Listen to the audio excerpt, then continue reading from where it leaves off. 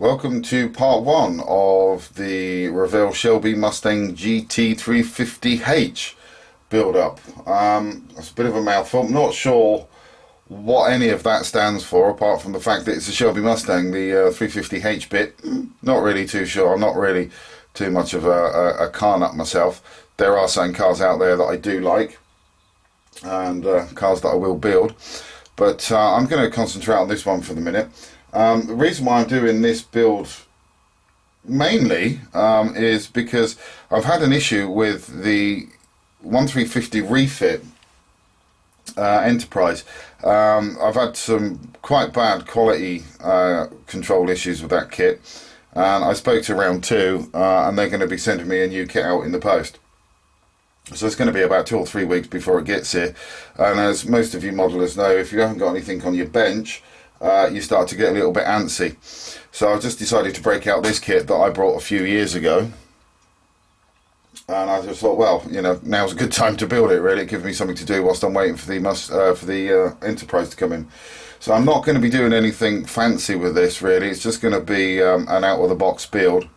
To be fair, I might attempt a little bit of weathering to it. I might not, I don't know. It depends on how long it takes me to build this kit, really, to be quite honest. It's a 1/24 scale, this one. And that's the actual picture of the Mustang itself. Well, the box art, anyway.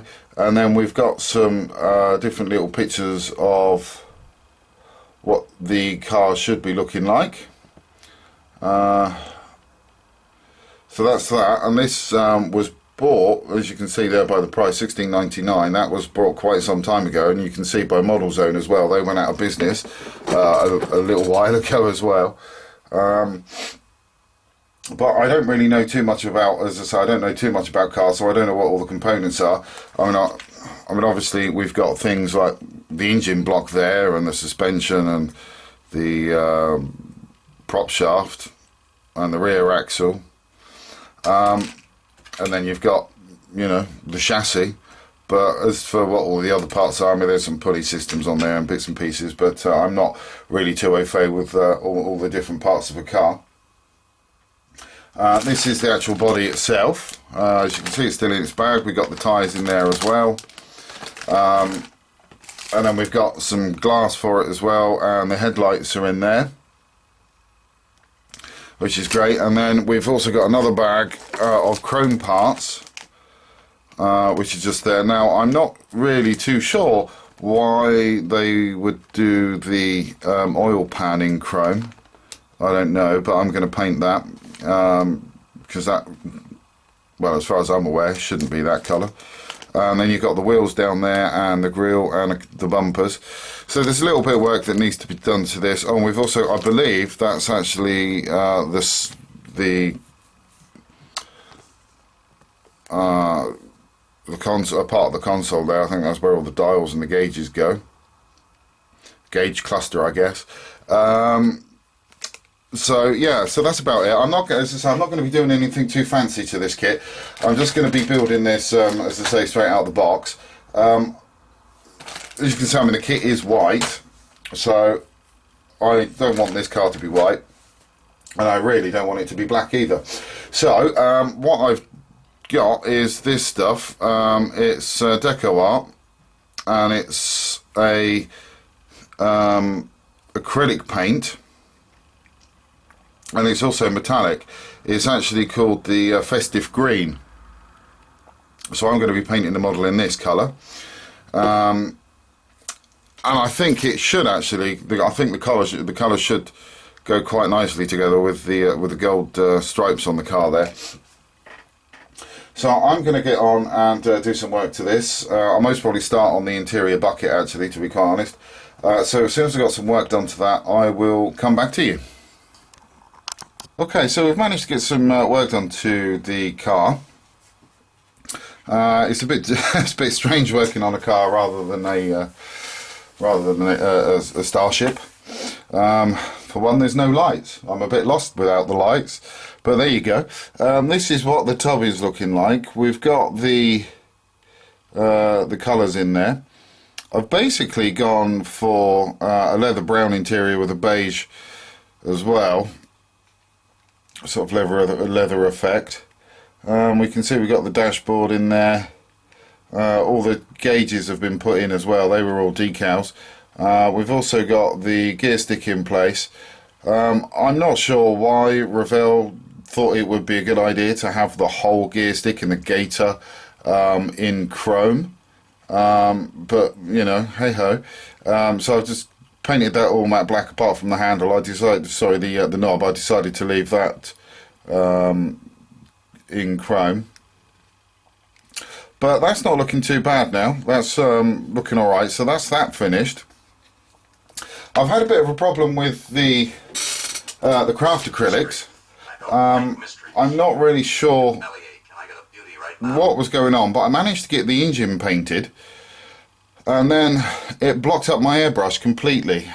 So I'm really not sure what the issue was with that. Now, I did take the advice of Chris Cortell at ClassicPlastic 101 and use the windscreen washer fluid for this. Mixed it down as a 50-50 ratio, but for some reason it just completely blocked up my airbrush.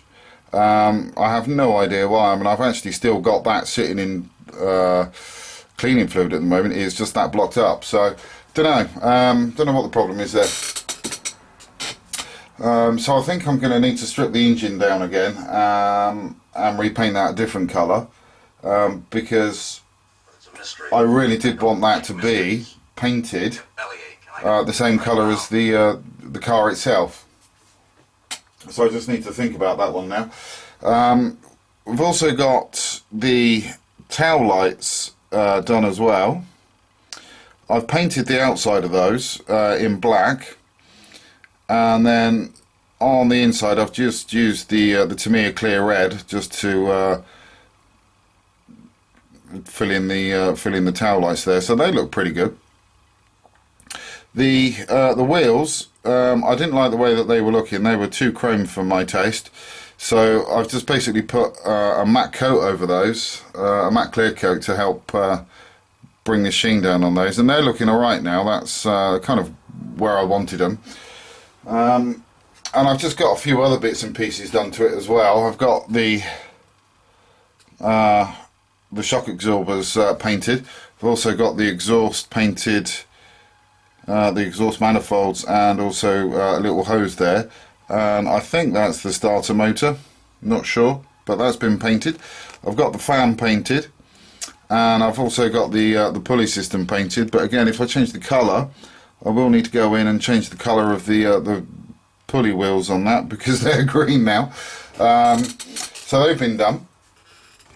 And I've also got the shock absorbers painted in blue as well. So that's kind of where we are now. I just need to get the chassis and all the suspension parts painted in black, but I can't do that until such time that my airbrush has been completely cleaned. And I also need to clean the engine off as well and get rid of the paint that's on there, so I can decide what I'm doing with that one. But that's about it for the moment. As soon as I've got some more work done to this, I will come back to you. Okay, so I got some more work done to the model, but first of all I just want to thank everybody on the Sci-Fi Styrene Addiction UK forum who got back to me in regards to the issues that I've had with the metallic paint. Chris Cortell did actually come back to me as well on this one on the website, on the forum. It looks as though I messed up his formula ever so slightly, because I thought he'd used washer fluid in the paint, but as it turned out to be, it wasn't. It was alcohol that he used and water, and he also put some washer fluid in the airbrush, and that was a 50-50 mix of the alcohol and the water with that as well. So that's brilliant advice, so thank you to everybody who's replied to that. However, since that point I've gone down a different direction with the colour of the car. I've left the engine the green colour because I just thought it just looked too cool to leave, or too cool to change. So this is the chassis as it's looking so far, and as you can see, we've got the engine in there with that nice green colour, and that should really contrast and pop with the colour of the car that I've chosen. I'll show you that in a second. And that's what it's looking like on the underside, and we've got the shock absorbers in with the suspension there. We've got the exhaust in. These don't actually meet up properly, but everything's still drying, so I'm going to try, and once everything's dried off properly, I'm going to try and get those to meet up. So that's what that's looking like so far.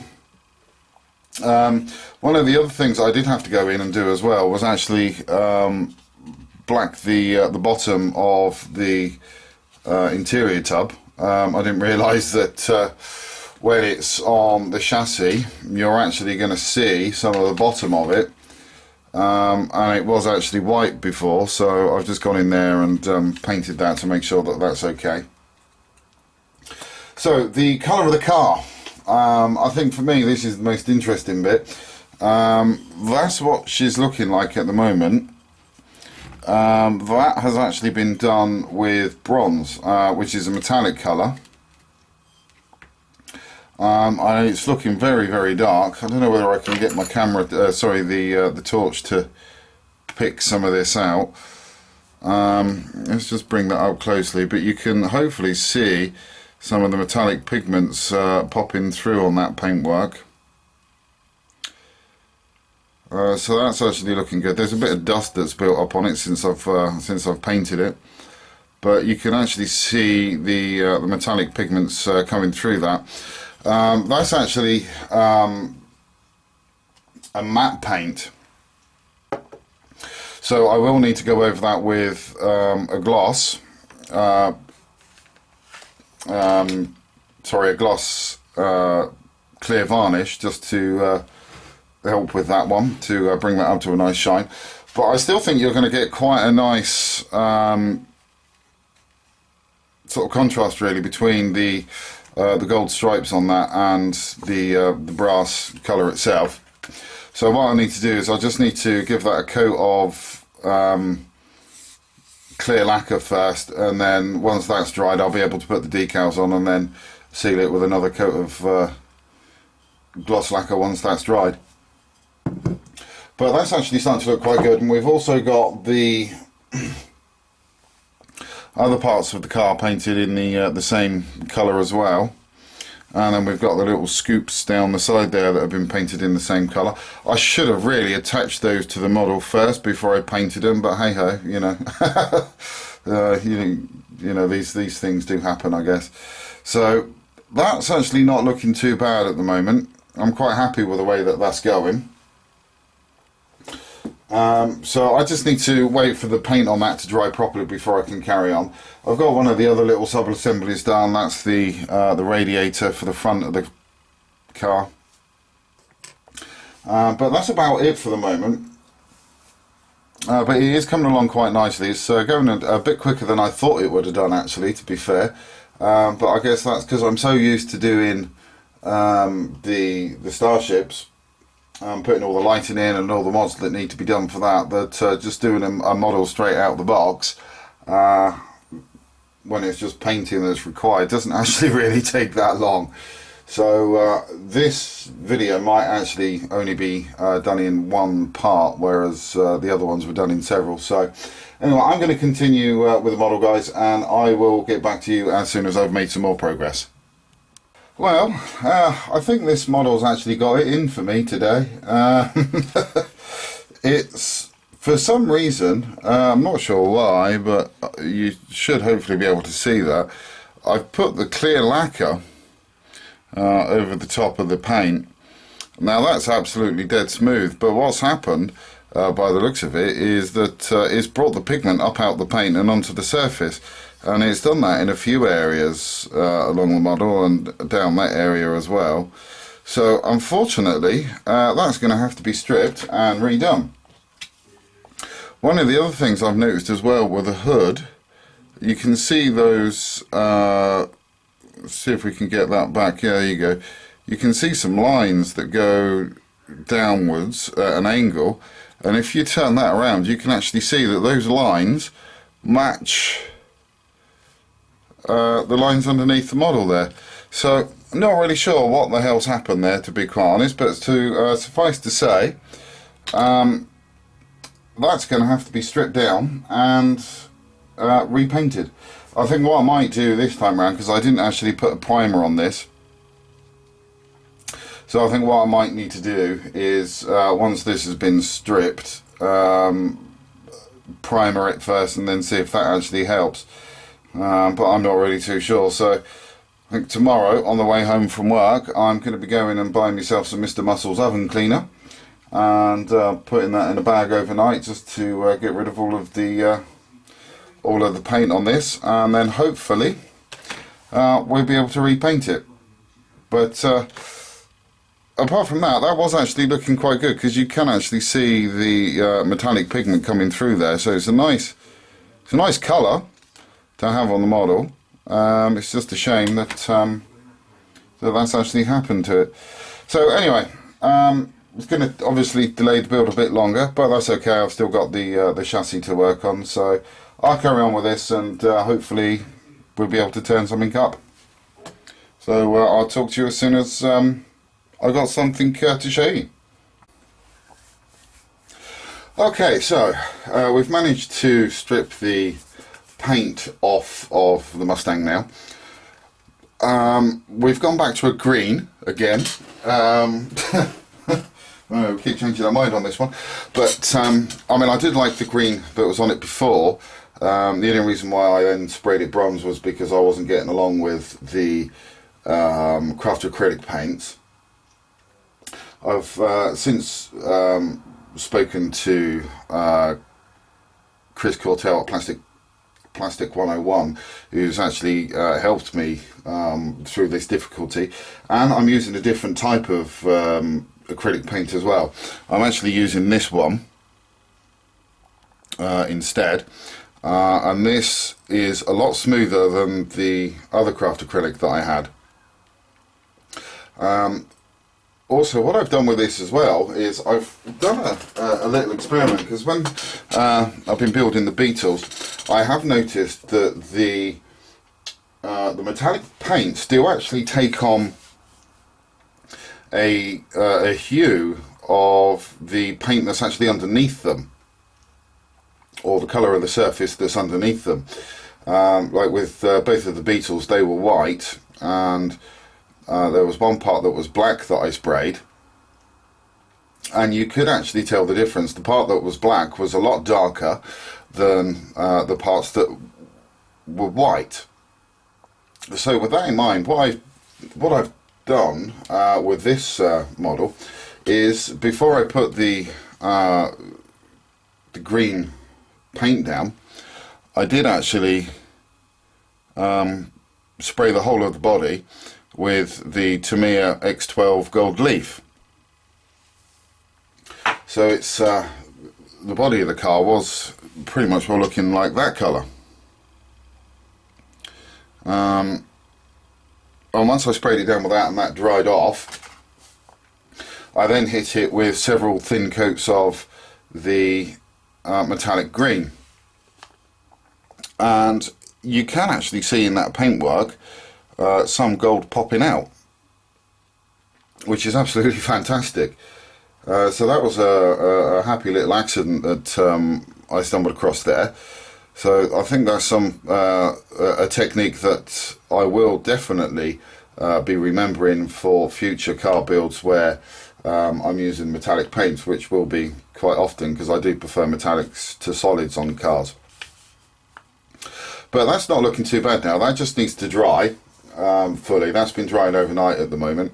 It's dry, but it's a little, you can tell it's a little bit tacky in places still. I mean, it's dry to the touch, but you can tell just by feeling the paint that it's not quite dry properly yet. So I'm just going to let that dry off completely. Then I'm just going to hit that with a few coats of gloss varnish. One of the other things that I've decided to do with this car as well now is I'm going to have no external chrome on this car. I've decided that all of the bumpers and the seals around the windows and all of the other chromy parts like the door handles, the locking mechanisms, etc., they're all going to be done in a semi-gloss black. And I've already started doing that with one of the bumpers. This is, I think, the front bumper. So that's done in a semi-gloss black. So when that's actually on the model, I mean, I've actually got that temporarily tacked to a toothpick at the moment, so I can paint it. But you'll see from that angle there that that should look pretty good. If I can just put that on the paintwork there, that should look pretty cool. So it's just another way of customizing the car. I'm also going to do the wheels in the same colour. I've sprayed them white at the moment. I just need to give them a quick coat of the gold leaf, and then I shall spray those gold. Then I shall spray those with the metallic green, and then the insides of each of these spokes I will actually do black as well, in the semi-gloss black. So hopefully by the time this is finished it's going to look pretty cool. And the good thing is the fact that the engine should pretty much well match up with the exterior of the car as well. It might not exactly be the same shade, but it'll be somewhere close. So that's pretty cool. So as soon as I've made some more progress on this, I will come back to you.